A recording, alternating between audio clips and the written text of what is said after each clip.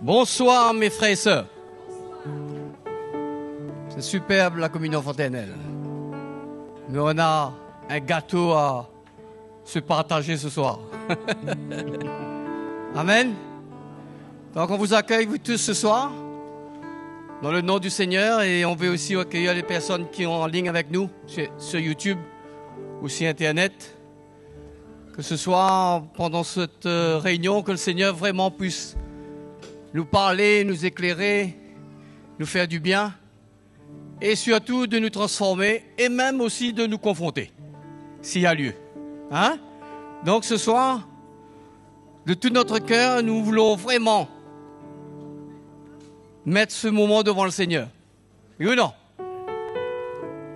Qui est là ce soir avec moi? Ok, tout le monde. Super. Hein? Je réalise cela que comment l'Évangile, depuis le jour que le Seigneur nous a interpellés, il nous a retirés du ténèbre et nous a emmenés à la lumière. Et son but, c'est pas terminé. Il veut encore travailler nos cœurs, il veut encore déposer dans nos cœurs des choses que nous-mêmes ne comprenons pas bien souvent. Mais il dit, il y a des choses qu'il a préparées d'avance pour nous qui sommes sauvés. Et cet évangile, l'apôtre Paul dit l'évangile, c'est la puissance de Dieu pour le salut de quiconque croit. Amen. Et c'est une puissance qui vient quelque part toucher le profondeur de nos cœurs, renverser le ténèbre qui est en nous pour nous emmener à la lumière. Quelle grâce! Hein? On doit être heureux. Qui est heureux ce soir? Hein? L'évangile est venu vers nous, frères et sœurs. Pas n'importe quel évangile. L'évangile de Jésus-Christ. L'évangile, le message de la croix. Dieu nous a fait grâce de le connaître et de rentrer dedans, fur et à mesure qu'on grandit, fur et à mesure que le temps part.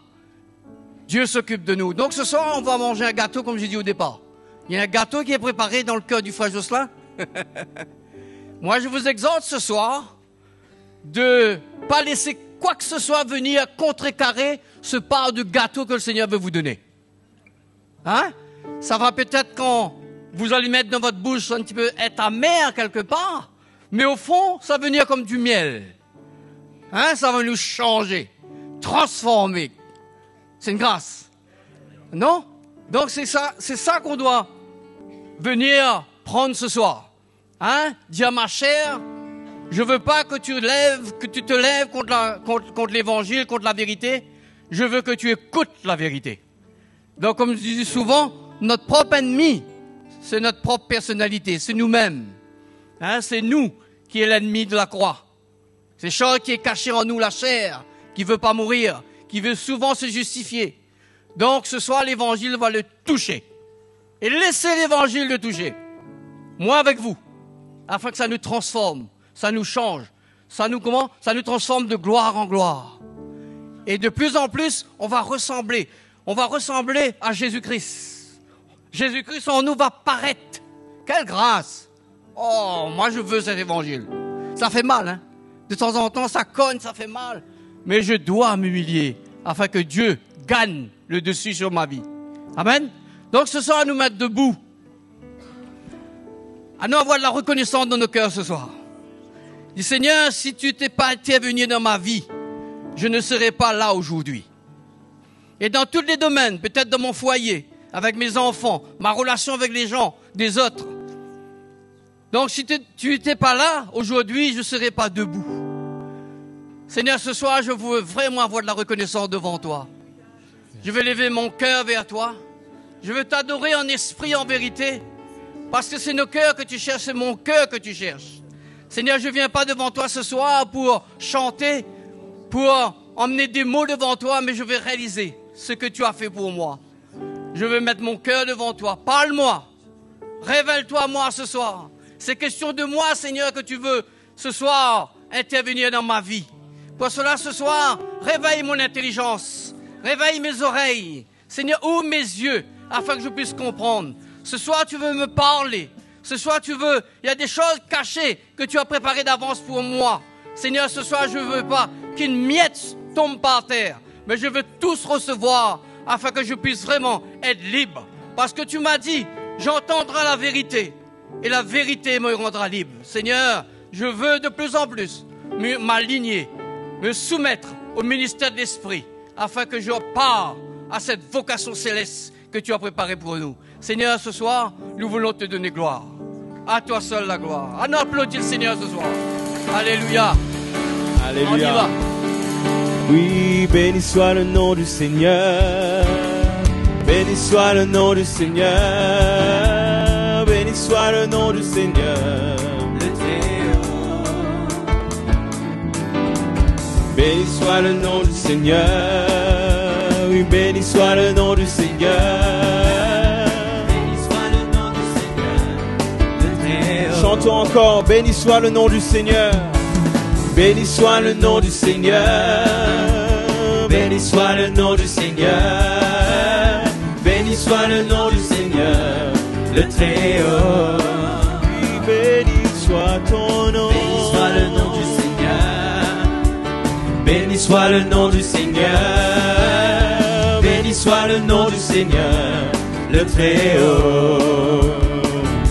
Le nom du Seigneur est un refuge où je me réfugie et je suis sauvé.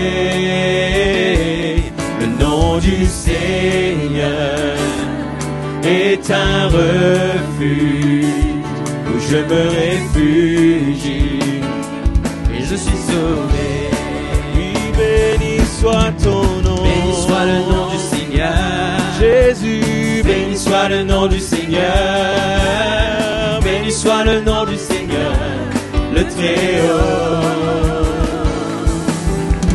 Béni soit le nom du Seigneur. Béni soit le nom du Seigneur. Béni soit le nom du Seigneur, le Très-Haut. Le nom du Seigneur est un refuge où je me réfugie et je suis sauvé. Le nom du Seigneur est un refuge où je me réfugie, je suis sauvé. Alléluia. Béni soit le nom du Seigneur. Béni soit le nom du Seigneur. Béni soit le nom du Seigneur, le Très-Haut. Béni soit le nom du Seigneur. Béni soit le nom du Seigneur. Béni soit le nom du Seigneur, le Très-Haut. Je veux lui donner ma vie. Je veux lui donner ma vie. Mon être entier pour le servir d'un cœur pur et zélé. Car je sais qu'il m'a changé, régénéré, pour faire de moi un témoin de son amour. J'aime élever le nom de Jésus et le chanter de tout mon cœur. J'aime élever le nom de Jésus, le nom le plus élevé. Je veux lui donner ma vie, mon être entier, pour le servir d'un cœur pur et zélé. Car je sais qu'il m'a changé, régénéré, pour faire de moi un témoin de son amour. J'aime élever ton nom, j'aime élever le nom de Jésus et le chanter de tout mon cœur. J'aime élever le nom de Jésus, le nom le plus élevé.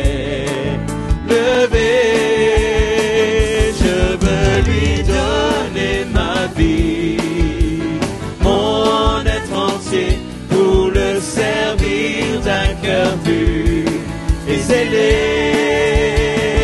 Car je sais qu'il m'a changé, régénéré, pour faire de moi un témoin de son amour. Je veux lui donner ma vie.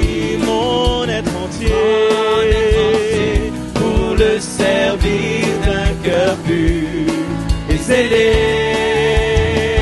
car je sais qu'il m'a changé, régénéré, pour faire de moi un témoin de son amour, pour faire de moi un témoin de son amour, pour faire de moi un témoin de son amour. Alléluia. C'est bon, la gloire de notre Dieu. Oui, c'est bon, sa sagesse, sa puissance, il a donné la victoire à son peuple. C'est bon, la gloire de notre Dieu. Alléluia, c'est bon le Seigneur. C'est bon, la gloire de notre Dieu. C'est bon, sa sagesse, sa puissance, il a donné la victoire à son peuple. C'est bon, la gloire de notre Dieu. Alléluia, il y a tant de joie dans sa présence, dans sa présence. Il y a tant de joie, joie dans l'esprit de notre Dieu. Oui, c'est bon, la gloire de notre Dieu. Alléluia, c'est bon, sa sagesse, sa puissance, il a donné la victoire à son peuple. C'est bon, la gloire de notre Dieu. Il y a tant de joie dans sa présence, dans sa présence. Il y a tant de joie, joie dans l'esprit de notre Dieu. Oui, c'est bon, la gloire de notre Dieu. C'est bon, sa sagesse, sa puissance, il a donné la victoire à son peuple. C'est bon, la gloire de notre Dieu. C'est bon, la gloire de notre Dieu. C'est bon, la gloire de notre Dieu. Alléluia.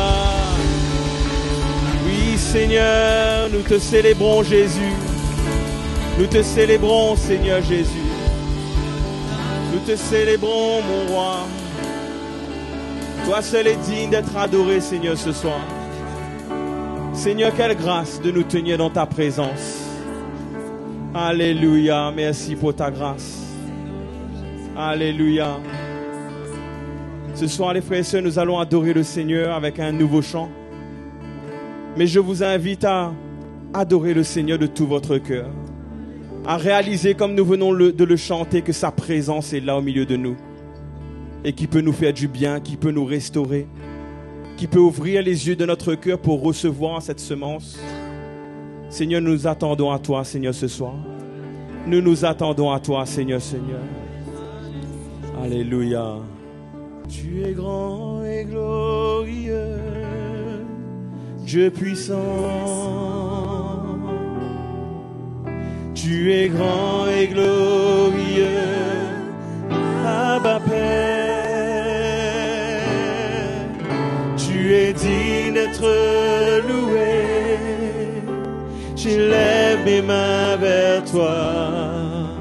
Tu es grand et glorieux, Dieu puissant. Tu es grand et glorieux, Dieu puissant, Seigneur. Tu es grand et glorieux, Abba Père. Tu es digne d'être loué. J'élève mes mains vers toi. Tu es grand et glorieux. Alléluia, il est digne, le Seigneur. Digne, tu es digne, roi des rois, Seigneur des seigneurs. Tu es digne, merci mon roi.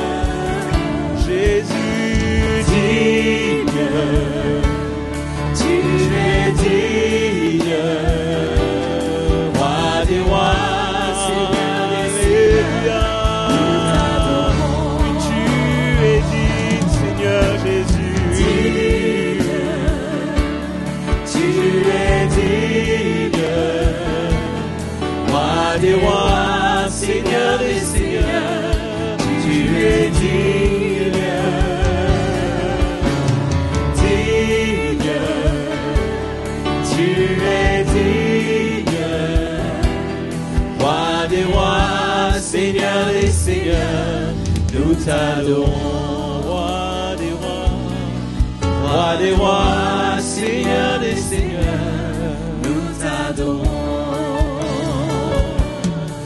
roi des rois, Seigneur des seigneurs, nous t'adorons.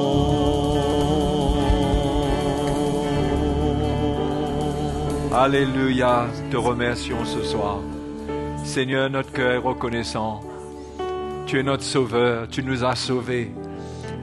Nos yeux ne peuvent voir et sonder ce que tu nous as préparé pour l'éternité. Mais nous savons que le Dieu merveilleux que tu es, le Dieu parfait, a préparé des choses bonnes pour nous. Et nous voulons te remercier pour ce salut qui ne peut se comparer à rien qui existe dans ce monde. Seigneur, merci. Merci aussi pour ta parole, ton évangile, qui nous délivre le message de la vérité. Oh Seigneur, nous voulons ouvrir nos cœurs, nous voulons comprendre ton cœur et tes voix. Nous ne voulons pas raisonner sur ta parole, mais nous voulons recevoir. Nous voulons recevoir de tout notre cœur, sans murmure, avec douceur, sans résistance, recevoir cette parole que tu as déjà plantée en nous, qui est en nous, qui a fait de nous des enfants de Dieu. Seigneur, nous voulons te remercier ce soir, tous ensemble. Quelle joie, quel bonheur d'être tes enfants, de t'appartenir. Oh, tu es merveilleux, tu es digne de louange, tu es digne d'être glorifié. À toi seul soit toute la gloire. À toi seul soit toute la gloire. Donnons gloire au Seigneur. Rendons-lui toute la gloire. Alléluia. Rendons-lui gloire et honneur. Notre Dieu et notre Père. Alléluia. Oh, merci Seigneur. Alléluia. Quelle grâce. Quelle grâce que Dieu n'est pas seulement notre Dieu, mais il est notre Père. Nous pouvons dire que notre Dieu qui est au-dessus de tous, il est notre Père. Hein? Vous réalisez? Il aurait pu être notre Dieu, mais sans être notre Père. Ça aurait été différent quand même. Mais il est notre Dieu, il est notre Père, nous sommes ses enfants. Ah! Hein?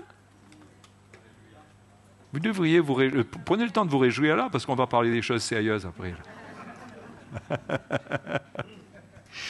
Hein? Il faut toujours se réjouir dans le Seigneur. Toujours. Hein?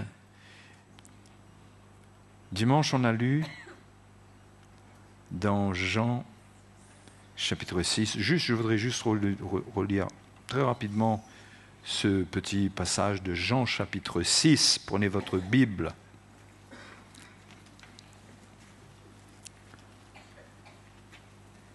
Lorsque Jésus a parlé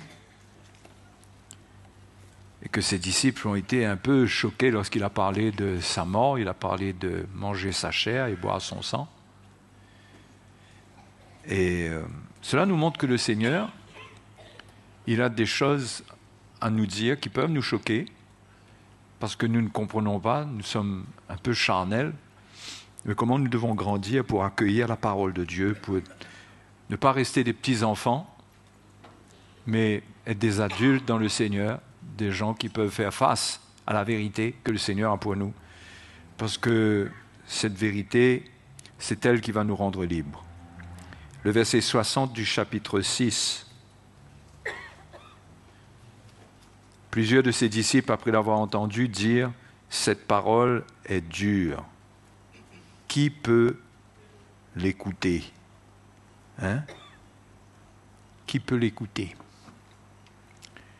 Et je vais commencer à vous dire dimanche qu'il y a des choses que nous pouvons trouver dures à écouter, à accueillir, à accepter, mais qui sont la vérité.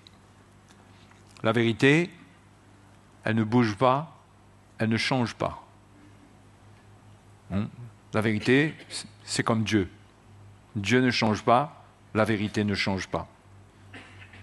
Et l'homme aime adapter la vérité. Quand on commence à adapter la vérité, c'est plus la vérité. La vérité demeure la même pour toujours, pour l'éternité. Hein? Et heureusement que c'est comme ça, parce que ça nous garantit que nous sommes sur un fondement qui est solide, qui est stable, qui ne bouge pas. Parce que si les voies de Dieu changer, si Dieu changeait de plan tous les matins ou tous les mois ou quoi, on ne saurait plus où donner de la tête. Mais Dieu ne change pas, sa parole ne change pas, et nous pouvons nous fier à cette parole. Il nous a laissé ça dans la Bible. Quand nous la lisons, nous la méditons, nous savons que c'est comme ça. Et c'est pourquoi nous pouvons mettre notre foi dans la parole de Dieu. Mais la vérité, elle ne flatte pas. Elle ne dit pas des choses en fonction de ce que nous voudrions. Et l'esprit religieux veut entendre des choses selon ce que l'on veut, quand on est dans un esprit religieux. Et finalement, c'est de l'idolâtrie parce qu'on est en train de fabriquer notre Dieu. On est en train de fabriquer un Dieu. Le Dieu qu'on connaît, on ne peut pas le fabriquer. Il existe de toute éternité. Mais si nous essayons de changer la vérité, c'est le début, c'est le commencement de l'idolâtrie. Parce que nous fabriquons un autre Dieu, un autre Jésus. Et là, c'est dangereux. Parce que nous allons croire dans un autre Jésus dans lequel il y a de la tromperie, et le diable viendra confirmer que cet autre Jésus dans lequel nous croyons, il risque de le confirmer, de nous tromper, de nous séduire, pour nous faire croire que c'est le bon Jésus. Et que chacun peut avoir son Jésus. Mais il n'en est pas ainsi. C'est pourquoi la vérité, elle demeure face à nous tous. Quelle que soit notre situation, notre état, notre vie, la vérité demeure. La grâce fait que Dieu a une approche de nous, il nous connaît personnellement, il a une manière de traiter notre vie qui est différente, il y a une grâce différente pour chacun de nous, selon ce que nous sommes, selon notre besoin, d'accord ? Mais il n'y a pas une vérité différente. Qui comprend ? Il y a une grâce qui s'adapte, qui n'est pas non plus différente par nature, puisque c'est le cœur de Dieu. Mais c'est une grâce qui prend en considération ce que nous sommes en particulier, mais sans compromettre la vérité. Et Dieu vient nous aider. Dieu veut nous aider. Selon la vérité, si nous l'acceptons, sa grâce sera là. Mais les Juifs ont trouvé que ce que le Seigneur disait était trop dur. Les disciples, même plusieurs des disciples de ceux qui suivaient le Seigneur, ils ont dit c'est dur. Et Jésus leur a dit, mais la chair ne sert à rien, c'est l'esprit qui vivifie. Et moi, les paroles que je vous ai dites sont esprit et vie. Ces paroles que vous trouvez dures, ce sont des paroles par lesquelles vous pouvez avoir la vie. Ce sont des paroles qui sont esprit et vie. Par elles, je vous transmets l'esprit. Je vous donne la vie, la capacité de faire la volonté de Dieu, le pouvoir de faire le bien. Mais il faut l'accueillir. Il faut l'accueillir. Et on a vu que le Seigneur a même lancé le défi à ses disciples, leur a dit, et vous, comme les autres, vous ne voulez pas partir, vous aussi ? Et Pierre a dit, mais Seigneur, à qui irions-nous ? Tu as les paroles de la vie éternelle. Et qu'on puisse dire la même chose. Même si parfois, c'est comme si c'est un peu dur à écouter. Mais on ne veut pas s'aligner avec notre chair pour la comprendre, pour la justifier, parce que pour elle, c'est dur. Non, on prend notre croix. On prend notre croix. On fait mourir ce qu'on ressent qui s'oppose à la volonté de Dieu. Et on garde notre cœur aligné avec la vérité. Il y a des moments, il y a eu des endroits dans la parole de Dieu où il y a eu d'autres expériences que les disciples ont fait, où ils l'ont peut-être pas dit de la même manière, mais ils ont trouvé que c'était dur. Ils ont trouvé que c'était dur. Et ça se passait comme ça souvent. Oui. Donc si on lit l'Évangile, on va voir que les paroles de Dieu, c'est des paroles qui nous confrontent. Vous savez, les paroles qui œuvrent en nous, qui travaillent notre vie, ce sont des paroles qui viennent nous confronter, venir contre la chair. C'est une parole qui expose la chair, qui expose et qui vient contre, qui fait la guerre quelque part à ce qui s'oppose à la volonté de Dieu. Ce n'est pas dans un esprit légaliste, c'est avec grâce, mais c'est avec fermeté. Mais la vérité doit venir parce que Jésus a promis que c'est grâce à elle qu'on va être libéré. Et ce n'est pas parce que ça fait mal que ça doit changer. Il faut se fortifier dans l'esprit pour être capable de l'accueillir, de la recevoir, même si ça vient remettre en question des choses auxquelles nous sommes attachés, qui nous sont chères. Mais on doit avoir une attitude face à la vérité où on accueille. On ne murmure pas, on ne se plaint pas, on ne va pas commenter, faire un tas d'histoires avec, mais on fait face. Hein? On fait face. Un jour, dans Jean chapitre 8, je crois, je vais vous trouver le verset. Le Seigneur, dans Jean chapitre 8,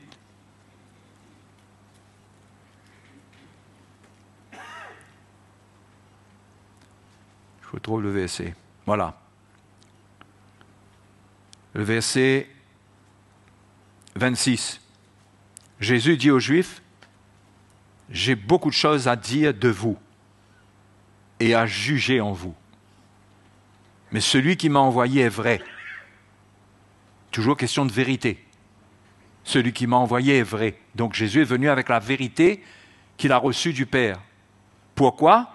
Pour juger, pas pour condamner, mais pour juger ce qui est en nous. Ce qu'il dit aux Juifs, ce qu'il a dit à ses disciples, il nous le dit à nous aussi. Il y a des choses qu'il doit juger dans notre vie par sa parole.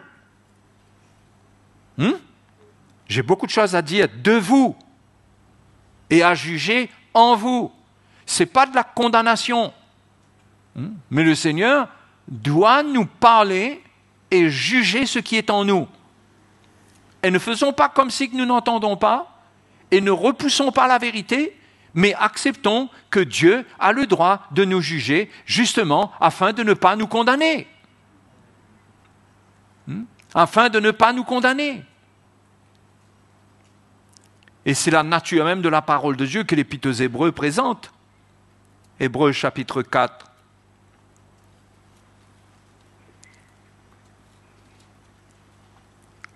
Hébreux chapitre 4. Le verset 12 d'Hébreux chapitre 4.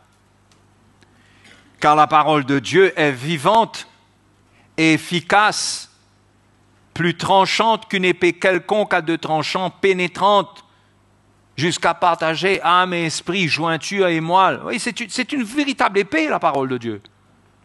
Elle est spirituelle, mais elle pénètre. Ce n'est pas une épée pour être brandie comme ça devant nous, c'est une épée pour pénétrer.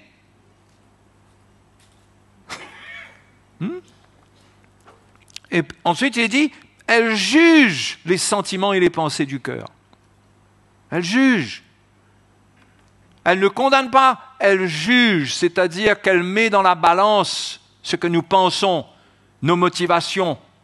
Elle ne nous laisse pas prendre un chemin de folie, d'égarement, mais elle nous arrête parce qu'elle juge ce qui nous anime. C'est important de comprendre la nature de la parole de Dieu. Ce n'est pas un message pour chatouiller les oreilles. Ce n'est pas un message pour faire plaisir à nos oreilles, pour nous plaire. Le message de l'Évangile, je le répète, n'est pas un message pour nous plaire dans la chair. C'est un message qui va remuer beaucoup de choses dans nos vies. Et c'est à nous de nous humilier quand ça remue, quand ça nous touche. C'est à nous de nous humilier et d'accepter que Dieu est à l'œuvre et qu'on le laisse faire son œuvre en nous et qu'on laisse cette parole aller au plus profond possible, le plus profondément possible. Qu'on ne dit pas « Ah, c'est bon », mais qu'on dise au contraire « Seigneur, que ta parole aille au fond, au plus profond de mon être, qu'elle me libère, parce qu'il est question de séparer âme et esprit. Ça amène une séparation. C'est comme si que la parole de Dieu est comme un scalpel. C'est une épée qui vient et qui coupe, qui tranche là exactement où il faut trancher et qui sépare l'âme de l'esprit, ce qui est humain de ce qui est spirituel. C'est un travail qu'il faut accepter parce que c'est salutaire. Donc, ça c'est la nature de cette parole. Le chrétien ne doit pas rêver d'un message qui le caresse, qui le cajole. Il doit comprendre que l'évangile, sans être un message légaliste, sans être un message dur, est annoncé avec amour, est annoncé fermement, avec amour, avec grâce, mais c'est un message qui, si c'est le message de Dieu, ça nous remet en question. Nous tous. Nous tous. Et nous avons tendance à dire, Seigneur, ça suffit, c'est bon là. Parce que ça commence à être trop dur là. Ça commence à être trop dur. Et on ne voit pas que nous avons des situations, des circonstances dures. Et que pour changer ces circonstances, cette parole, elle doit être claire. Elle n'est pas mélangée. Elle n'est pas diluée. Et on ne doit pas vouloir de quelque chose qui est inefficace pour nous délivrer efficacement. Non? Si c'est dilué, ça ne va pas être efficace. Il faut la vérité telle qu'elle est. Donc, il y a eu plein d'épisodes pendant lesquels les disciples ont été très confrontés par la parole de Dieu. Et on va aller dans Matthieu chapitre 18. On a vu, je vous ai parlé du pardon la dernière fois. Matthieu 18 commence comme ça. Enfin, ça ne commence pas comme ça. Au verset 21, ça parle du pardon.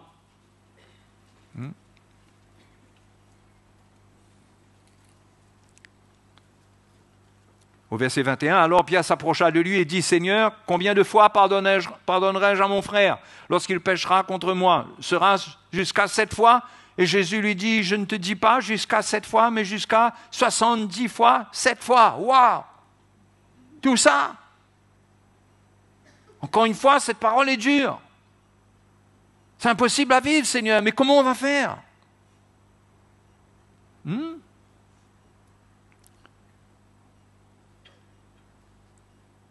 crois que c'est dans Luc chapitre 17. Au verset 3. Jésus dit, prenez garde à vous-même. Si ton frère a péché, reprends-le. Et s'il se repent, pardonne-lui. Et s'il a péché contre toi 7 fois dans un jour et que 7 fois il revienne à toi disant, je me repens, tu lui pardonneras. Et suite à ça, qu'est-ce que les apôtres disent au Seigneur? Augmente-nous la foi. Augmente-nous la foi. Oui, et on va voir. C'est ce que le Seigneur veut nous donner, la foi. C'est pourquoi ce qui nous paraît impossible, c'est avec la foi qu'on va relever le défi de l'impossible. Ce qui nous paraît impossible, c'est avec la foi. Mais au fur et à mesure, je retourne dans Matthieu chapitre 18. Donc le Seigneur parle d'une manière claire. Il parle de celui-là qui a reçu, dont la dette a été remise, une grosse dette, et qui sort de là et qui rencontre quelqu'un qui lui doit un petit chiffre, alors que lui, on lui a remis des millions, et qu'il va poursuivre cette personne pour réclamer ses 100 euros, alors qu'on lui a remis 100 000 euros. Et les gens qui ont été témoins de ça ont été rapportés à celui qui avait remis la grosse dette, et a dit, cet homme-là, eh ben, tu lui as remis toute sa dette, mais lui, regarde comment il est en train d'agir. Et le maître a dit, eh ben, qu'il soit mis en prison, qu'il soit livré au bourreau, jusqu'à ce qu'il ait payé toute sa dette. Jusqu'à ce que... Donc, ça ne veut pas dire que, ne pardonnant pas, il perd son salut. OK? Mais si ne pardonnant pas, il perd la foi, il abandonne la foi, ça c'est autre chose. C'est pourquoi c'est toujours dangereux d'avoir un cœur mauvais. Mais le Seigneur parle d'une circonstance dans laquelle il va être mis, dans un état spirituel dans lequel il sera mis, où la version anglaise dit qu'il sera livré au tourmenteur. La version française dit au bourreau. Ce n'est pas au bourreau pour être exécuté, c'est au tourmenteur. C'est au bourreau pour être tourmenté. C'est-à-dire qu'il n'aura pas une vie de paix parce qu'il ne pardonne pas. C'est comme ça qu'il va payer les conséquences de ne pas pardonner. Vous voyez ? Cette parole est dure, hein ? Par rapport à l'idée qu'on se fait d'un Dieu d'amour qui accepte tout. On croit que Dieu est amour, Dieu accepte tout, il comprend tout, il passe sur tout. Mais ce n'est pas ce qu'on voit dans la parole de Dieu. Dieu est un Dieu de justice. Dieu veut nous changer. Dieu veut arrêter ce qui peut nous perdre. Et Jésus dit au verset 35, « Donc c'est ainsi que mon Père Céleste vous traitera si chacun de vous ne pardonne à son frère de tout son cœur. » Quand on pardonne, on doit pardonner de tout notre cœur. Ça veut dire quand on pardonne, on finit avec. La relation redevient normale, tout redevient normal. Ça, c'est la preuve qu'on a pardonné de tout notre cœur. Ça peut être à notre frère, ça peut être à notre conjoint, ça peut être à n'importe qui. On doit pardonner. Hein ? Sinon, on se trouve en porte-à-faux par rapport à la justice de Dieu. Et la justice de Dieu ne transigera pas. Nous allons connaître l'exécution de la justice de Dieu envers nous, qui n'est pas de nous condamner, mais qui est de nous châtier. Et beaucoup de chrétiens souffrent de leur état parce qu'ils ne pardonnent pas. Ça, c'est clair. Ils ne comprennent pas qu'on ne joue pas avec ça. Donc, ça, c'est une chose qui les a confrontés. Parlons du pardon. On croit que c'est pourquoi le Seigneur dit qu'il ne faut pas laisser la colère, le soleil se coucher sur notre colère. Pourquoi ? Parce qu'il ne faut pas laisser la colère se transformer en amertume. L'ennemi travaille, notre chair répond. Et il y a un travail qui se fait, ténébreux. Il y a des racines d'amertume. Ça devient compliqué après. Plus on tarde pour se repentir, pour pardonner, plus ça devient compliqué en nous. Au point qu'après, c'est comme si c'est impossible de pardonner. Il doit pardonner immédiatement, ne pas laisser de racines prendre place. Immédiatement. On peut toujours tout dire. Ah oui, mais c'est facile à dire, c'est plus difficile à faire qu'à dire. On peut dire ce qu'on veut, mais la parole de Dieu demeure. On doit lui obéir. Et on a le pouvoir de lui obéir, parce qu'on a la grâce de Dieu sur notre vie. D'accord ? Et le Seigneur continue, il y a une série là, où les disciples vont être confrontés. Ils vont être encore confrontés quand les Juifs vont venir, les pharisiens, et ils vont demander, au verset 3 du chapitre 19, regardez ce que les pharisiens disent. Les pharisiens l'abordèrent et dirent pour l'éprouver, est-il permis à un homme de répudier sa femme pour un motif quelconque ? Vous voyez là ce que l'on cherche en général, c'est quelle liberté nous pouvons prendre. Quelle liberté nous avons. Est-ce qu'il est permis de répudier sa femme pour un motif quelconque ? Il répondit, n'avez-vous pas lu que le Créateur au commencement fit l'homme et la femme, et qu'il dit, c'est pourquoi l'homme quittera son père et sa mère, et s'attachera à sa femme, et les deux deviendront une seule chair. Ainsi, ils ne sont plus deux, mais ils sont une seule chair. Que l'homme donc ne sépare pas ce que Dieu a joint. Jésus est clair, direct, bref. Il ne développe pas, il montre directement ce qu'il en est de la volonté de Dieu concernant le mariage. D'accord ? Et là, il commence à poser des questions. Et il se tourne vers la loi. Mais pourquoi la loi dit ça ? Voyez, on trouve toujours un endroit où se tourner pour avoir la réponse qu'on veut avoir. Pourquoi donc, lui dit-il, Moïse a-t-il prescrit de donner à la femme une lettre de divorce et de la répudier ? Et Jésus leur répondit, c'est à cause de la dureté de votre cœur que Moïse vous a permis de répudier vos femmes. Mais au commencement, il n'en était pas ainsi. Mais je vous dis que celui qui répudie sa femme, sauf pour infidélité, et qui en épouse une autre, commet un adultère. Alors, il y a ceux qui sont carrément dans une radicalité telle que pour eux, quand on est marié, il n'y a pas aucun moyen qu'il y ait un divorce. Mais Jésus dit, sauf pour infidélité.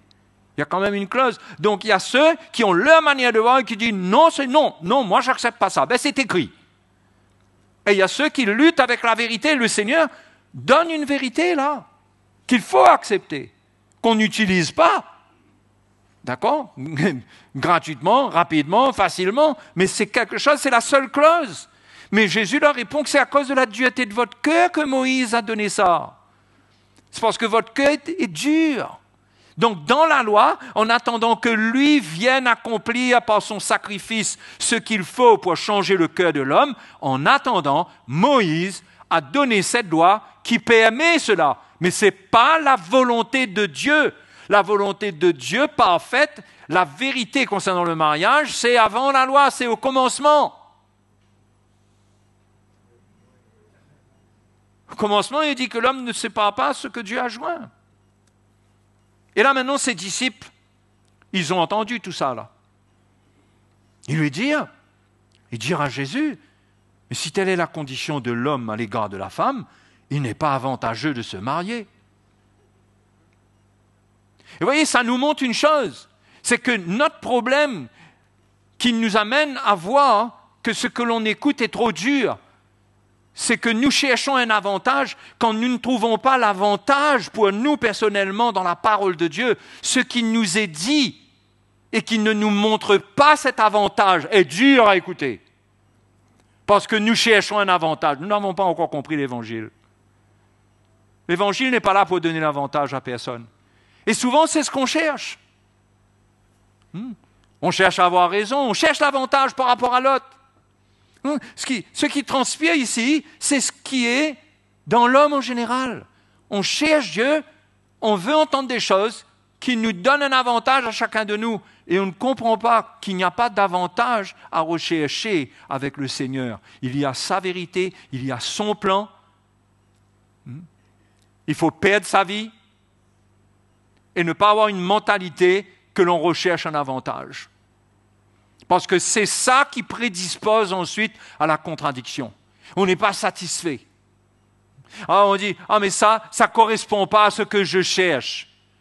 Parce qu'il faut que ça corresponde à ce que tu cherches. Tu cherches quoi finalement? Ça ne correspond pas à quoi? Ça doit correspondre à quoi alors?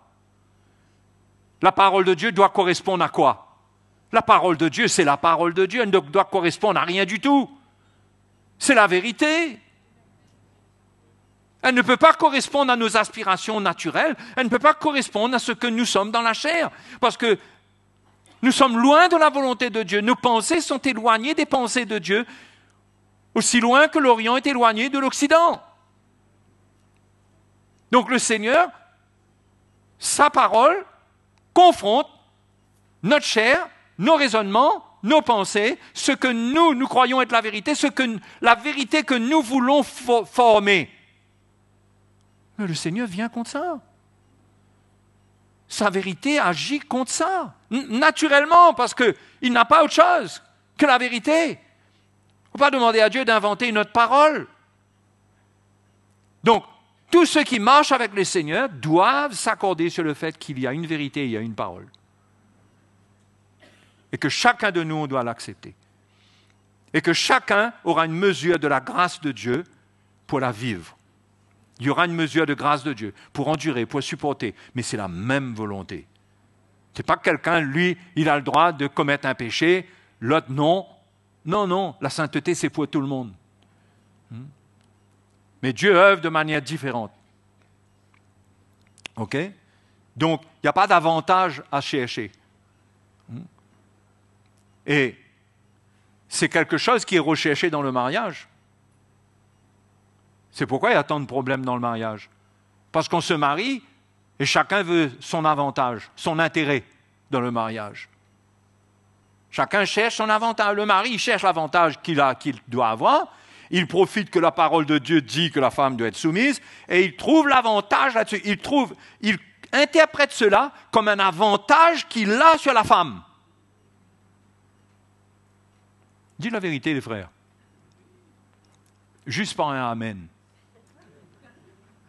Hein? Ils cherchent.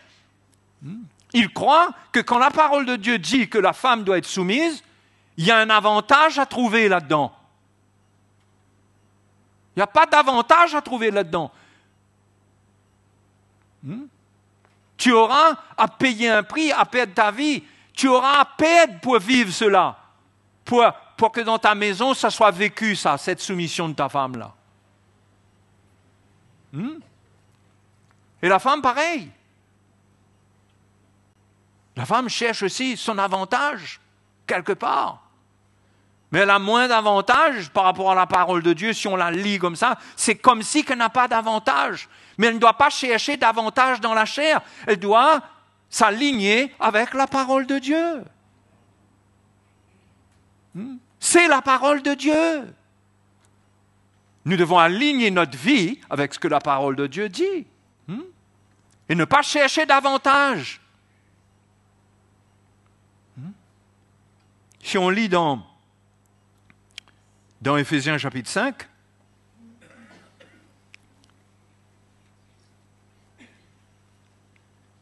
Paul commence par les femmes, au verset 22.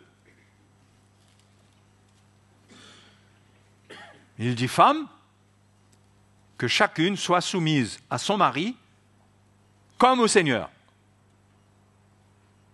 Hein, les sœurs?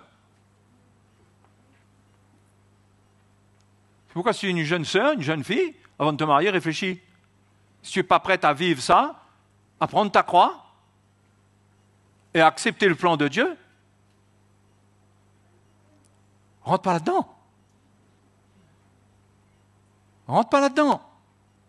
Mais si tu dois entrer dans le plan du Seigneur qui est pour ta vie d'avoir un époux, assure-toi qu'il a bien compris ce qui est écrit à partir du verset 25.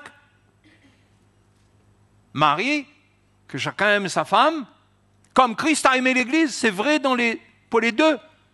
La femme se soumet, comme au Seigneur, mais le mari aime sa femme, comme Christ a aimé l'Église. Et pour ce qui concerne la femme, comme si ce n'est pas assez douloureux, Pierre vient rajouter au chapitre 3 et au verset 1, mais ça, on est en train de lire l'Évangile, là, vous êtes d'accord? Est-ce que l'Évangile a changé depuis 2000 ans? Est-ce que parce qu'il y a eu la révolution industrielle, la révolution artistique, la Renaissance, les philosophes qui sont venus, et Dieu dit, oh, ils sont en train de changer en bas, là, il faut adapter un peu, là. Hein? Vous croyez ça, vous?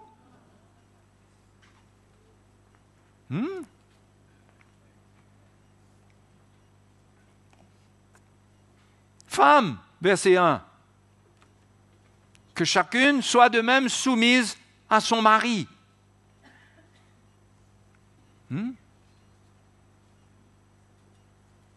Afin que si quelques-uns n'obéissent point à la parole, ils soient gagnés sans parole par la conduite de leur femme.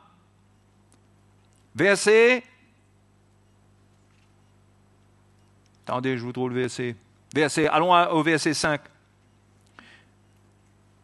Ainsi se paraît autrefois les saintes femmes qui espéraient en Dieu, soumises à leur mari, comme Sarah, qui obéissait à Abraham et l'appelait son Seigneur. On n'est pas en train de dire qu'il faut appeler ton mari. Ça ne parle pas d'une manière d'appeler quelqu'un, ça. Ça parle d'une attitude de cœur. Voyez le travail profond qui doit être fait dans une femme pour qu'elle ait cette attitude-là. Et on croit que c'est exagéré. J'ai envie de vous demander, cette parole est dure?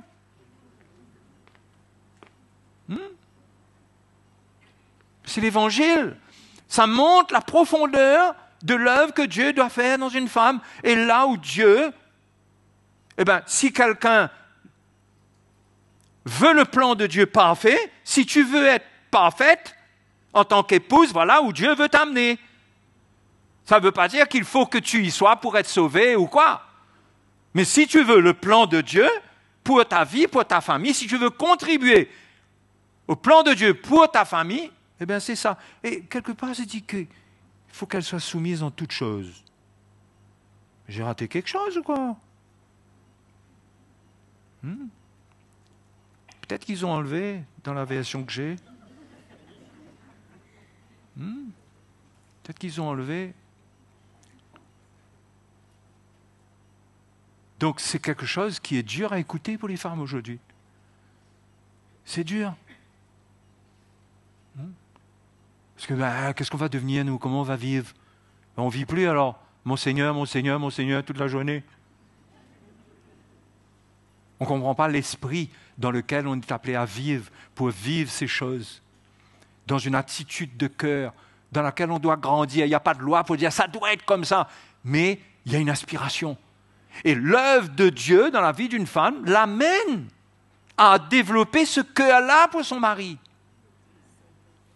À un niveau ou à un autre, mais le chemin vers la perfection la conduit à là.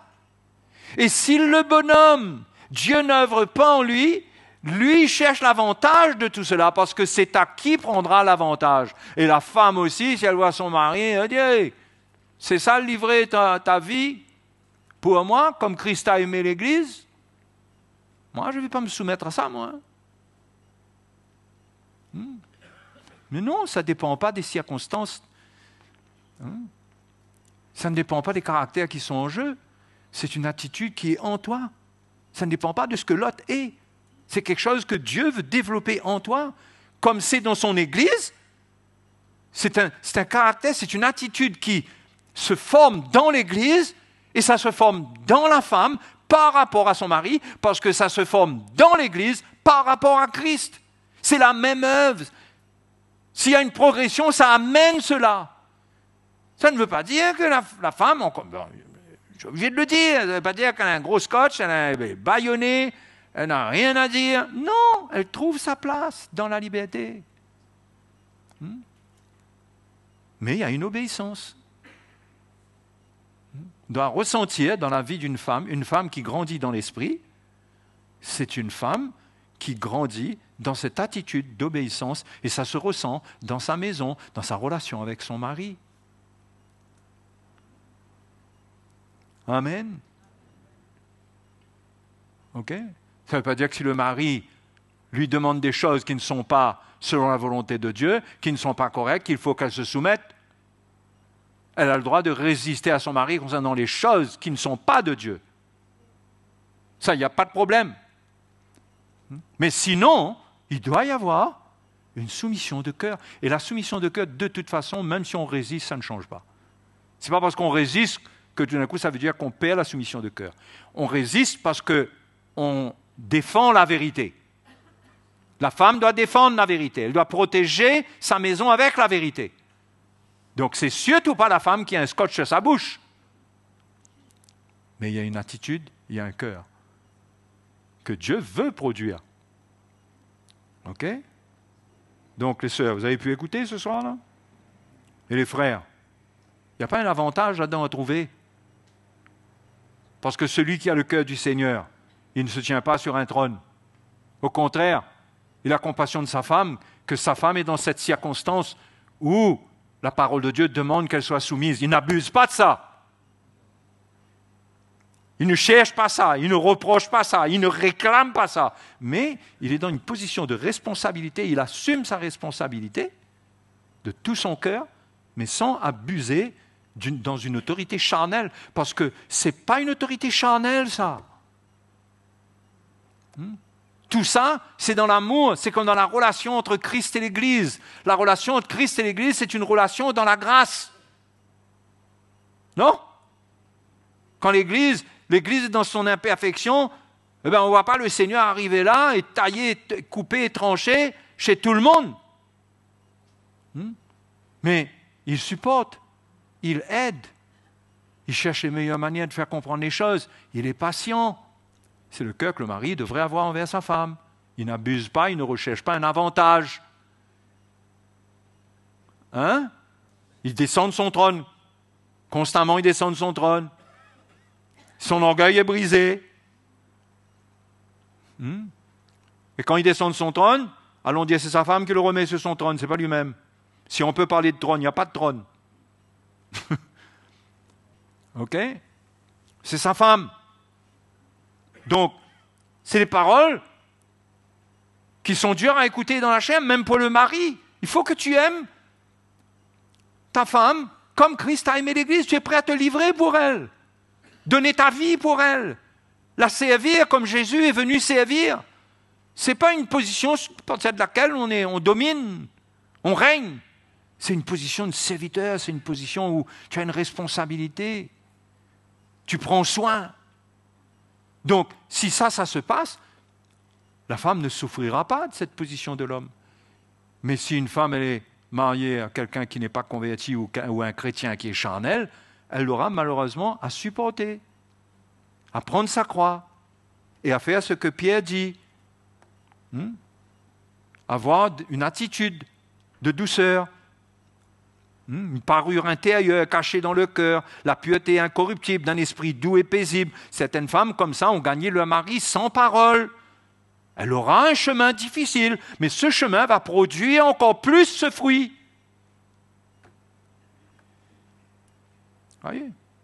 Normalement, dans la chair, quand on entend ces choses, eh bien, ceux qui ne sont pas mariés, ils devraient dire « Ah, il n'est pas avantageux de se marier alors ». On arrive à la même conclusion, non? Ce n'est pas juste une conclusion qui est écrite. On arrive à la même conclusion. Même l'homme, il se dit « Mais ce n'est pas avantageux de se marier alors ». Quoi, se marier pour ça? C'est dur. Bon, oui, mais tu ne comprends pas le mariage. Tu rentres dans le mariage, tu crois que là, ta femme, c'est une compagne, ton mari, c'est un compagnon, et puis c'est parti. Mais non. Il y a une chose que moi, je suis en train de comprendre. C'est que quand on est sauvé, tout ce qui existe dans notre vie, c'est pour sauver les autres.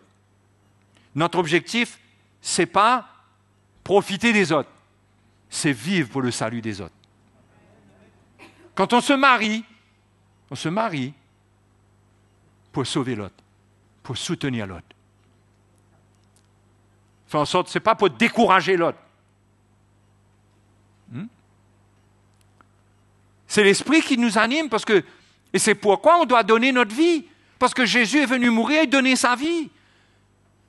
Et nous sommes appelés à prendre notre croix pour donner notre vie pour l'autre. Nous donnons notre vie pour nos enfants. La femme donne sa vie pour son mari. Le mari donne sa vie pour sa femme. Le mari donne l'exemple en premier. Mais tout le monde fait face à la volonté de Dieu qui nous demande de donner notre vie, de prendre notre croix. Quand la Bible dit « enfants ou jeunes, obéissez à vos parents », cette parole est dure. Obéir à mes parents, mais moi j'ai grandi, je comprends des choses. Il y a des choses que mes parents ne comprennent pas, moi j'ai compris. C'est difficile d'obéir et tout le temps, jusqu'à quand je vais obéir? Mais tu dois travailler dans le sens du salut et te soumettre, parce que si tu comprends la valeur du salut, tu ne dois pas produire de découragement dans la vie de tes parents aussi. Toi aussi tu as une responsabilité pour le salut. La femme a une responsabilité pour le salut de son mari. Si elle veut le gagner, parce que c'est ce que Pierre dit, il parle de gagner sans parole. Il parle de gagner, parce que c'est ça le but. C'est de gagner ou c'est préserver. Ce n'est pas tirer un avantage. On n'est pas là dans une vie, quand on est converti, on a le salut. Ce n'est pas pour trouver un avantage pour nous et tant pis pour l'autre. Parce que quand on cherche un avantage pour nous, c'est que c'est un peu tant pis pour l'autre, pourvu qu'on a notre avantage. Vous allez me dire, non, pas exactement. Ouais. Ça ne se dit pas comme ça, mais finalement, il y a de ça dedans. Il y a de ça dedans. C'est comme quand il y a un problème, il y a un petit conflit, eh bien, on va aller chercher une vérité qui nous donne raison. C'est pareil, c'est le même esprit, on cherche l'avantage. On veut qu'on nous donne raison. Donc, si on nous montre, nous aussi, alors qu'on croit qu'on a raison, que finalement, on n'a pas tant raison que ça, eh bien, on peut se rebeller. On dit, mais c'est dur, moi, je ne m'attendais pas à ça, moi. Dans cette situation, il me paraît clair que c'est lui, c'est elle. Mais selon la sagesse de Dieu, quand tu exposes la situation, il s'avère que tu as ta part, toi aussi. Et c'est dur à écouter quand on est sûr de nous. Quand on est sûr de nous, on est sûr que nous, c'est clair, les faits sont là. Mais la parole de Dieu vient et juge les sentiments de ton cœur, te montre ton attitude. Tu vois? Il n'y a pas d'avantage à trouver avec la parole de Dieu. Et la parole de Dieu ne vient pas pour donner raison, ne vient pas pour dire, écoute, toi, tu as raison, toi, tu as tort. C'est vrai que, bien sûr que ça arrive, qu'il faut reconnaître ses torts quand on a tort. Mais le but de l'Évangile, c'est pas ça, c'est de sauver. On veut sauver les frères et sœurs. Et on sauve avec la vérité. On n'est pas là pour satisfaire la chair. Il faut qu'on dise la vérité. Et c'est dans cette relation-là que l'Église doit être avec les anciens de l'Église, avec les bergers, avec ceux qui annoncent l'Évangile. On doit rechercher la vérité. Il y a un problème, qu'est-ce qu'on va rechercher? Avoir raison? On doit rechercher la vérité. Et la vérité, elle va m'exposer moi en premier. Moi qui cherche la vérité, elle va m'exposer en premier. Mais si je n'ai pas cette attitude-là, je suis un orgueilleux. Parce que comme si je veux me présenter devant Dieu avec mon épouse ou avec le frère, avec la situation, et comme si que là, moi, parce que je viens me plaindre, eh bien, Dieu, lui, il ne voit pas mon problème. Hein, il ne regarde que l'autre. Moi, là, je suis derrière un voile. Non, Dieu me voit. Dieu voit toutes choses. Donc je dois être prêt à exposer ma vie à la vérité qui vient et à l'entendre. À l'écouter, à l'entendre, à la recevoir et à s'humilier. Ça, c'est le chrétien qui va grandir. Ça, c'est le chrétien qui va devenir libre. C'est le chrétien qui, dans sa maison, il y aura des secousses, mais l'ordre va revenir. L'ordre va revenir. Parce que c'est avec la vérité qu'il tient sa maison. Ce n'est pas avec ses émotions, ce n'est pas avec ses opinions, c'est avec la vérité. Qu'est-ce que Dieu dit? Je veux pratiquer ce que Dieu dit pour sauver ma maison.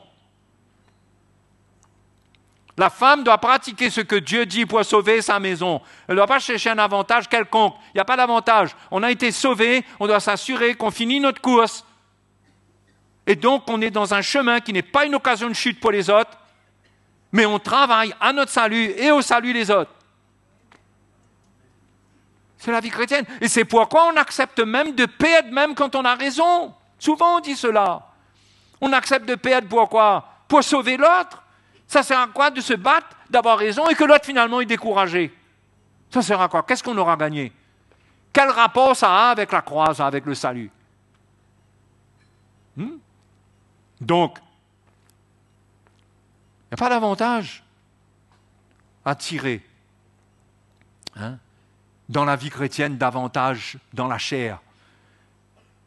L'avantage qu'on aura, c'est quoi? C'est qu'on aura la vie, on aura la paix. L'affection de l'esprit, c'est la vie et la paix. L'affection de la chair, c'est la mort. L'affection de la chair, c'est que je veux avoir raison, je cherche des avantages, je profite. Quand on cherche des avantages, on manipule. On ment. On est obligé de tricher avec la chair. Mais Dieu voit. Quand on accepte de perdre notre vie, il n'y a plus de place pour tricher, il n'y a plus de place pour mentir, on ne manipule plus, on reconnaît simplement notre état. Ce qui est exposé là, c'est ça même et on se repent. Quand on ne se soumet pas à la vérité, on est obligé de se justifier.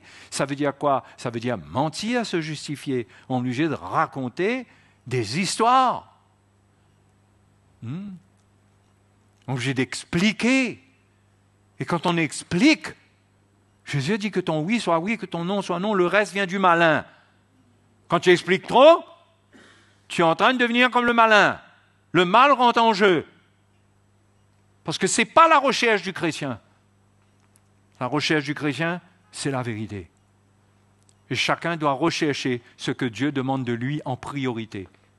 Et bien sûr, s'il y a une souffrance parce qu'il y a un litige, un conflit, il y a des choses, bien sûr qu'on intervient. Mais quand il y a une intervention, quand il y a le conseil des anciens, etc., il faut être prêt à prendre sa part. Et cette humilité d'être prêt à prendre notre part, ça aide l'autre à recevoir aussi sa part. Mais l'orgueil crée des problèmes. L'orgueil fait que l'autre aussi, lui, il n'arrive pas à recevoir parce qu'il ne trouve pas normal, il souffre une injustice supplémentaire de notre part. Pour lui, c'est comme ça. On s'abaisse, on s'humilie. On n'est pas là pour avoir raison. Au contraire, on est prêt même à avoir tort, s'il le faut. Mais le principal, c'est quoi? C'est que ma femme, elle persévère avec Jésus. C'est que mon mari persévère avec le Seigneur. Et tout le monde doit avoir le casque du salut. Tout le monde doit avoir ça à l'esprit. Nous vivons pour sauver les autres. Nous ne vivons pas pour notre petit foyer. Voyez, bien sûr qu'on va vivre pour notre petit foyer, bien sûr qu'il y a des joies, il y a des choses. C'est pas comme si, ok, on n'est pas comme des militaires dans la case là. Hein? On n'est pas en train de sauver une maison, on n'est pas comme des pompiers qui passent notre temps à éteindre le feu. On a une vie, il y a un amour, il y a tout ce qui forme un foyer. Mais par-dessus tout, on est prêt à donner notre vie parce que le but, c'est sauver. Et Jésus nous a sauvés comment? En donnant sa vie, non? Comment il nous a sauvés, Jésus? 2 paroles et il est parti.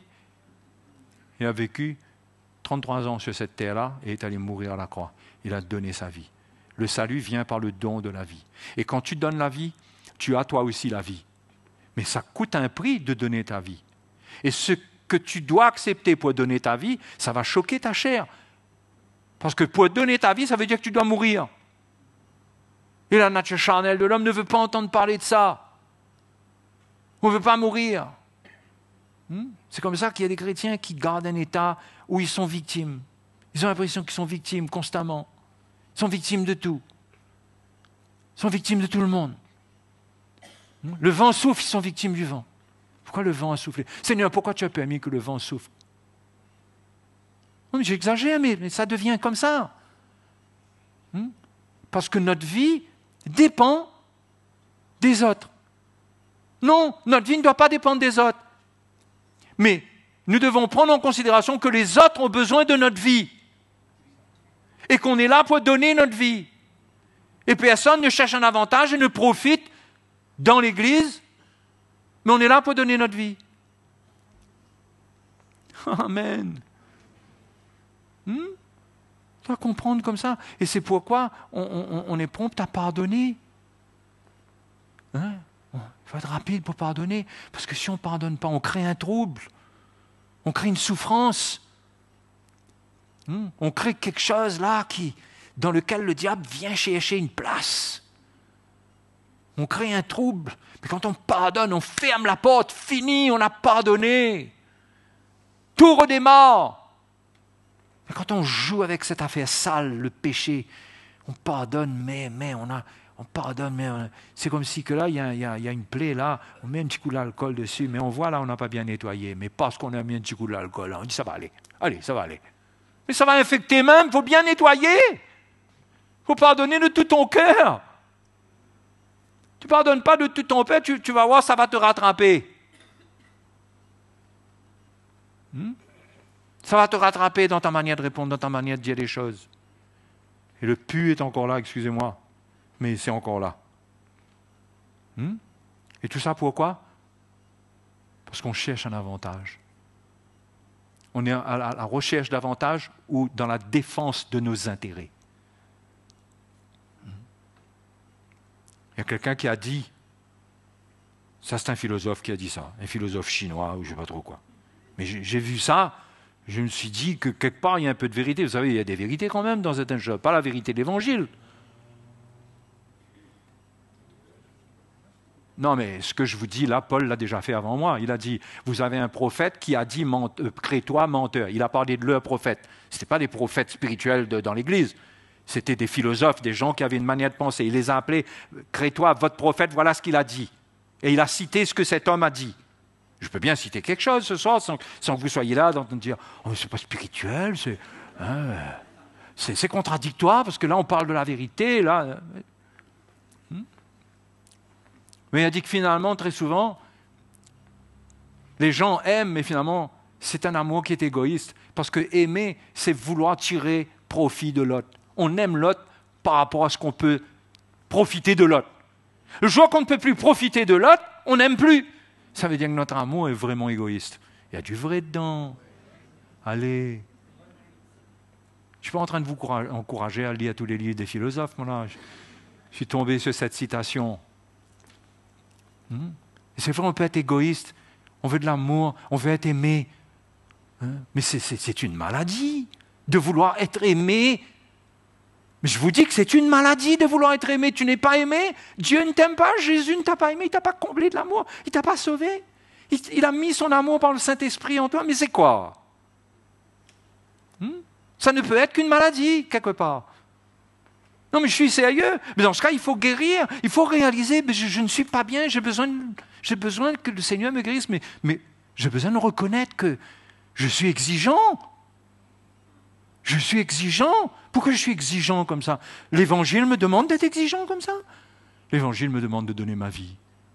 Et quand je donne ma vie, c'est là que je deviens bien, parce que je marche selon l'Esprit. Et quand je marche selon l'Esprit, j'ai la vie et la paix.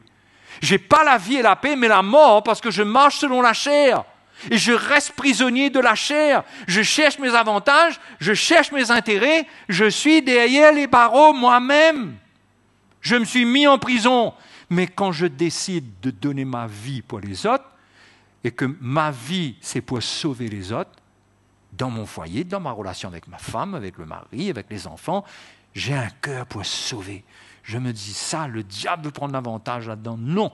Et les parents ferment la porte à l'ennemi, ils comprennent comment prendre soin de leurs enfants. Il y a une lumière, une intelligence qui les anime, et ils comprennent, il y a une sagesse. Et ils sont à l'œuvre avec le cœur de Dieu, avec la vérité. Mais il y a une manière de protéger, parce qu'ils ne sont pas là pour avoir raison. Hein? Le papa n'est pas là pour dire « moi là, respecte-moi, moi !» C'est quoi ça? C'est pour ça que c'est ton enfant? Et ton enfant, pour que tu lui dises ça? Mais le pauvre. Je ne voudrais pas que tu sois mon papa. Hein? Mais ce n'est pas ça la vie. Il y a un cœur, il y a un amour. Il n'y a pas une domination, il n'y a pas une autorité qui écrase.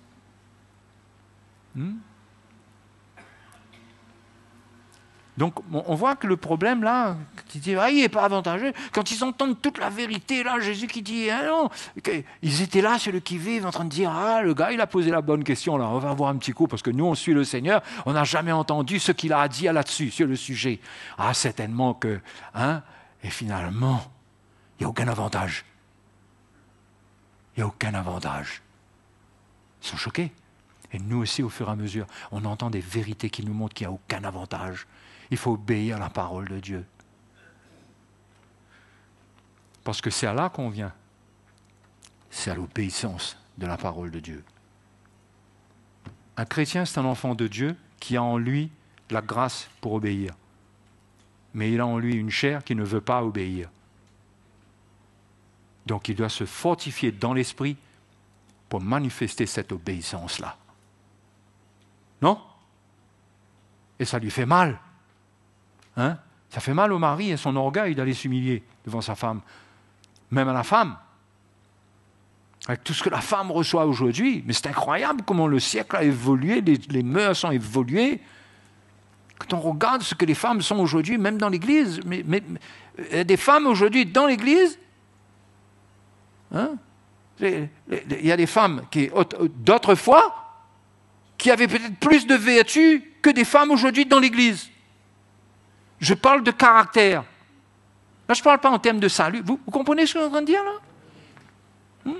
Et les femmes autrefois. Et il y a la femme aujourd'hui. Eh bien, les sœurs de l'Église ne sont pas épargnées. L'Esprit du monde est venu. Vous avez été en contact avec l'Esprit du monde. Vous êtes nés dans un certain siècle qui vous a inculqué des valeurs, les valeurs du monde. Vous êtes en contact avec l'Esprit du monde. Et si vous, en plus, vous vous enfoncez dans toute la connaissance du monde avec les philosophes, avec les psys, tous les psys, et que vous prônez cela au détriment de la parole de Dieu, vous allez vous enfoncer. Et ce caractère d'une femme ne va pas se former en vous, les sœurs. Oui, cette parole est dure, mais qui peut l'écouter? Et se dire, c'est pas un sort, c'est pas une punition quand même. Il y a un bonheur là-dedans, il y a un rôle, il y a un plan de Dieu. Mais la chair ne veut pas ça. Non, mais il faut reconnaître. La chair ne veut pas ça. Et c'est difficile de concevoir aujourd'hui la soumission. C'est difficile. Enfin, ça a tourné comme ça ce soir. Moi, je parle très spontanément, par voix, en dehors de ce que je prévois. Mais j'encourage tout le monde à ne pas vivre avec l'avantage qu'on a de ce que l'on a reçu de Dieu. Moi, je suis le mari, moi. Hein, vous l'avez entendu à soir, là? Tu ne vas pas dire ça à ta femme. Vous l'avez entendu à soir, là? Si tu dis ça, tu n'es pas digne d'avoir cette femme que tu as, là. Tu n'as pas le droit de parler comme ça. Tu n'as rien à réclamer. Tu dois prier pour elle. Au contraire, tu dois te dire, mais qu'est-ce qui manque en moi qui fait que je n'ai pas ce genre de femme dans ma maison? Pourquoi elle a besoin de se défendre comme ça? Est-ce que ce ne serait pas moi qui produise de l'insécurité? Est-ce qu'avec moi, justement, elle ne ressent pas cette liberté, cette aisance, et elle se sent menacée, et tout le temps elle a besoin de se défendre? Peut-être que c'est moi le responsable de ça. Vous voyez? Non, je vous raconte pas une histoire, là, les frères. Donc, il faut s'attendre à l'évangile qui va un peu nous choquer. Et qu'on ne trouve pas drôle d'être choqué, c'est normal. Mais le Seigneur va nous aider. Alléluia.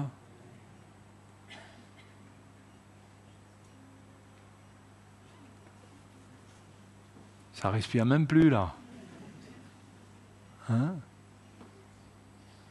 Ça n'écrase personne, ça, ce que je suis en train de dire. Enfin, j'espère. Je ne sais pas les frères, j'écrase, voilà. C'est bien. Non, mais c'est sérieux. Ça n'écrase personne. Je ne suis pas en train d'écraser personne, moi, là. Je parle à l'homme, je parle à la femme. Allons faire briller l'Évangile, faire briller la volonté de Dieu par notre vie. Allons représenter un Évangile dans lequel les gens disent « Quoi ? Ma fille, ben comment tu fais pour supporter ça? » Eh bien oui, il y a un cœur en toi. Hein? Laisse les gens te persécuter. Mais toi, tu dois connaître le Seigneur et connaître sa volonté. Alléluia. Donc, je crois que j'ai averti ce soir ceux qui veulent se marier. Et c'est bon de se marier. C'est bon d'être avec la bonne personne. Et ça fait un travail, ça fait une œuvre dans notre vie. Ça nous fait perdre notre vie, justement. Ce n'est pas un truc dans lequel on retrouve notre petite vie. Ah ben, on va se marier, là, tu sais, on va avoir notre intimité. Pendant au moins 2 ans, là, les anciens, pas besoin de venir... là, on est entre nous et tout ça. Non. Quand tu te maries, c'est pour perdre ta vie davantage. Tu n'as pas vu ça comme ça, toi? Quand tu te maries, c'est pour perdre ta vie davantage. Quand tu es célibataire, tu es sous l'autorité de tes parents. Il y a une phase où tu n'es plus trop, tu as l'impression que tu es plus sous l'autorité de tes parents, tu es célibataire, comme si tu es un cavalier seul. Mais tu devrais toujours être sous autorité. Mais quand tu te maries, c'est pour perdre ta vie davantage. C'est pas pour gagner rien. Vois la vie comme ça, afin d'avoir un foyer qui respire, qui sent bon, qui sent la vie, qui sent l'esprit. Alléluia. Les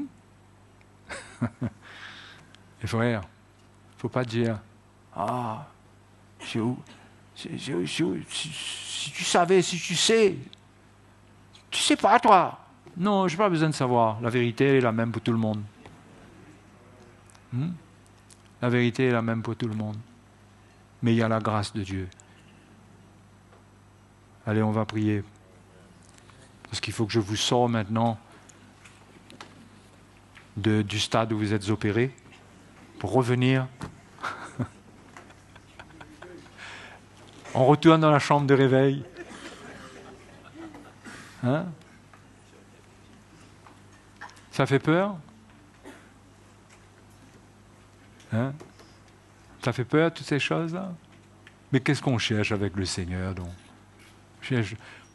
Voilà, Seigneur, est-ce qu'il est permis? Permis de donner une gifle? Et permis ceci? Permis cela? Non, il n'y a rien de permis. On est là pour donner notre vie. La volonté de Dieu, que l'homme ne sépare pas de sa femme. Ça, c'est la volonté de Dieu. Il fait tout pour ça. Il donne sa vie pour ça. Parce que Dieu veut que ça soit comme ça. Ah, c'est Dieu, tu sais, on ne connaît pas. c'est la volonté de Dieu. Il faut l'accepter. C'est ce que Dieu veut. Amen. Je laisse cela dans votre silence. Je sais que ça travaille, ça percute. Ça percute nous tous. Ça atteint des choses dans notre vie, c'est sûr. C'est dur à écouter parce que c'est avec ce genre de lumière qu'on se dit, comment je vais faire puisque j'arrive pas à vivre cela. Ne te décourage pas, viens jeudi soir. C'est vrai, continue jeudi. Ne te décourage pas, ne te laisse pas arrêter en chemin. Viens jeudi. Mais si tu t'accordes avec la vérité, tu seras heureux. Tu seras heureux. Ma sœur, si tu t'accordes avec la vérité, tu vas être une femme heureuse. Laisse les femmes se battre avec l'esprit du monde pour le droit, pour tout. Oui, vous savez ce mouvement féministe là, hein? Les femmes qui veulent être... Joël a dit, il y a quelqu'un qui a dit, bon, vous voulez être l'égal de l'homme. S'il y a une guerre, vous voulez aller à la guerre aussi? Ah non. Il y a tellement de choses qui sont fausses. Les femmes, votre bonheur, c'est de devenir ce que Jésus vous a destiné à être. Et les maris, pareil. C'est pas être de grands chefs. Plus tu es en autorité, plus tu es un grand serviteur. Tu as un cœur, tu as un amour, tu as une compassion. Tu ne domines pas, tu n'écrases pas. Mais qui veut être comme ça? Allons dire, ouais, c'est pas évident, mais c'est pas, non seulement c'est pas évident, mais c'est pas possible. C'est le Seigneur qui nous amène dans ces choses. Mais l'obéissance, il y a une part d'obéissance. Et Dieu veut nous faire grâce. Alléluia. Oh, merci Seigneur. Seigneur, ta parole est la vérité. Ta parole agit dans nos vies. Elle est comme un marteau qui brise le roc. Elle vient frapper sur les hauteurs, sur les murailles que nous avons forgées en nous-mêmes pour nous protéger. Mais Seigneur, nous ne voulons pas demeurer dans un état de résistance, de justification, parce que ta parole est la vérité. C'est par elle que tu nous sanctifies, que tu nous mets à part, que tu nous retires du monde, que tu nous sépares. Et nous voulons accepter cette séparation. Nous ne sommes pas comme le monde, Seigneur. Nous sommes tes enfants. Nous sommes tes enfants. Merci de nous transmettre ce qui est dans ton cœur pour nous, ce que le monde ne connaît pas, et qui nous est révélé à nous, tes enfants. C'est le trésor qui est en toi pour nous. C'est ce à quoi tu nous destines dans notre vie. Seigneur, révèle encore, amène encore la lumière dans nos vies. Et que personne ne soit dans l'attente de perfection nulle part. Mais nous voulons attendre de toi le perfectionnement. C'est toi qui peux changer nos vies. C'est toi qui peux changer les frères, qui peux changer les sœurs. Seigneur, c'est toi seul qui peux faire cela. Et nous ne sommes pas là pour attendre quoi que ce soit, mais dans notre cœur, chacun de nous, nous voulons comprendre ta volonté pour notre vie. Et nous te remercions, parce que tu es fidèle, tu vas œuvrer. Merci pour ta grâce. Merci pour ta bonté. Merci, Seigneur. Tu es bon, Seigneur. Tu es bon. Est-ce que Jésus est bon? La Bible dit qu'il viendra un temps où les hommes, ils auront la démangeaison d'entendre des choses agréables. Ils chercheront une foule de docteurs. Ils vont se tourner vers des docteurs, vers des gens qui enseignent des fables, des choses qui chatouillent les oreilles. Ils détourneront l'oreille de la vérité. Mes frères et mes sœurs, que nous ne soyons pas comme ça. Qu'on ne détourne pas notre oreille de la vérité, qu'on l'entende, qu'on l'écoute et qu'on la laisse travailler en nous, qu'on soit humble devant la vérité, parce qu'elle est là pour nous rendre libres, libres de ce que le péché a fait de nous, libres, ce qui nous rend malheureux, cette nature de la chair. La vérité veut nous rendre libres de cela. Ce soir, ouvrons notre cœur au Seigneur, humilions-nous, ne nous condamnons pas. Si Dieu vous a parlé, ne vous condamnez pas. Si vous avez vu votre état, Ne vous condamnez pas. Mais il y a de l'espoir parce que justement la parole est là, la parole vient. Et si on ouvre notre cœur, cette parole nous donne la foi, cette parole va faire son œuvre. Alléluia. Oh, gloire à toi, Jésus. Nous croyons en toi, nous croyons en ta parole, Seigneur. Nous ne croyons pas en la parole de l'homme. Nous ne croyons pas en ce que le monde invente, ce qui appartient à l'homme, qui vient de son fond, du fond de son cœur, de son âme, égarée, ténébreuse. Nous ne croyons pas en cela, nous croyons en toi, en ta parole. Tu es pur, tu es la vie, tu donnes la vie lorsqu'on croit en toi. Ta parole est la vie.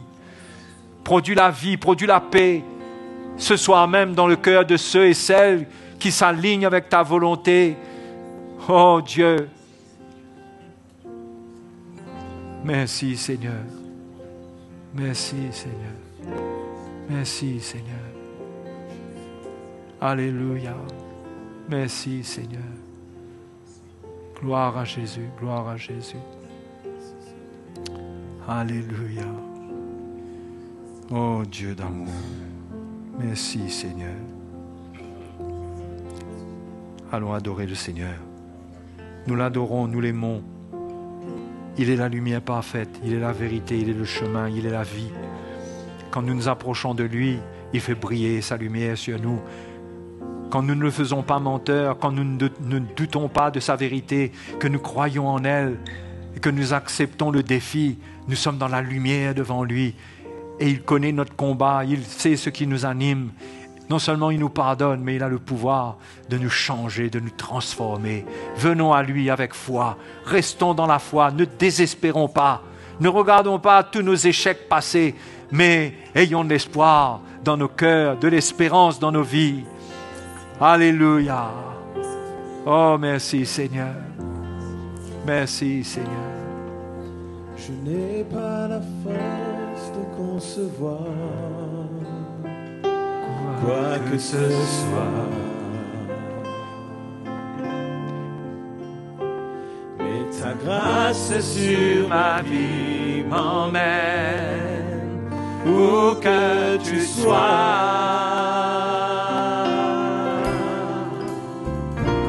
C'est pourquoi tous mes désirs se portent vers toi, Jésus.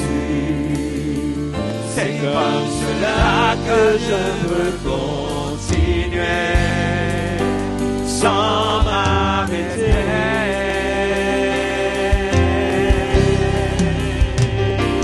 Oh mon Dieu, alléluia. Oh mon roi,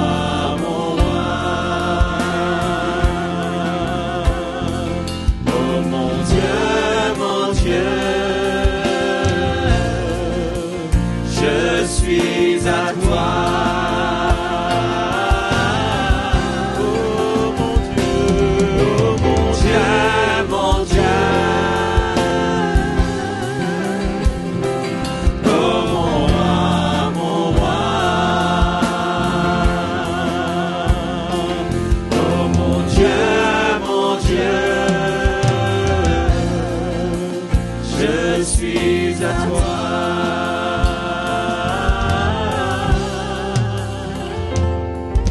Je n'ai pas la force de concevoir quoi que ce soit,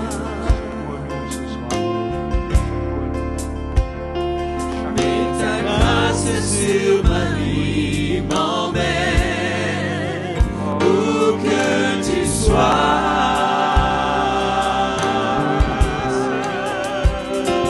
C'est pourquoi tous mes désirs se portent vers toi, Jésus. C'est comme cela que je veux continuer sans m'arrêter.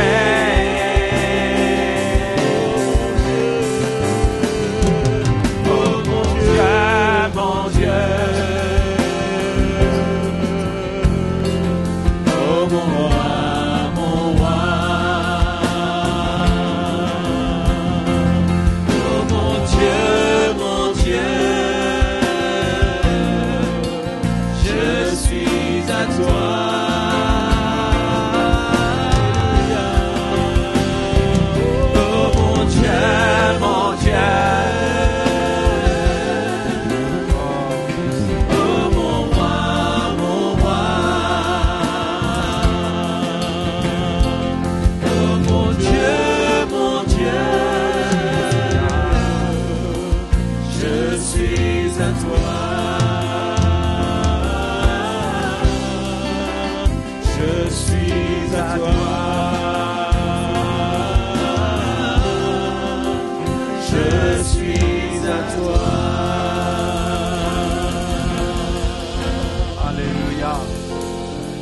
Merci Seigneur. Merci Seigneur. Merci Seigneur. Rends toutes ces choses claires dans nos cœurs, claires dans notre esprit. Oui Seigneur, nous renonçons à toute résistance charnelle. Nous renonçons à cela. Seigneur, œuvre en nous par la vérité de ta parole, qu'elle pénètre au fond de nous-mêmes, Seigneur, qu'elle pénètre dans notre esprit, dans notre cœur, qu'elle agisse, que nous devenions ce que tu nous as destinés à être, et rien d'autre, Seigneur. Oh, merci, Seigneur, tu es fidèle, tu vas œuvrer, tu es fidèle. Alléluia, alléluia, alléluia. Il y a de l'espoir pour nous? Notre espoir ne repose pas sur ce que nous ressentons de nous-mêmes. Mais il n'y a rien de bon et de sain dans la chair. Notre espoir est en Christ, qui est mort et ressuscité d'entre les morts. Il peut nous changer, il peut nous libérer. Hein? Et il y a des choses qui ne vont pas se faire comme ça, un coup de baguette magique. Mais Dieu va faire son œuvre. C'est pourquoi il faut être patient les uns envers les autres. Mais il ne faut pas perdre la vision.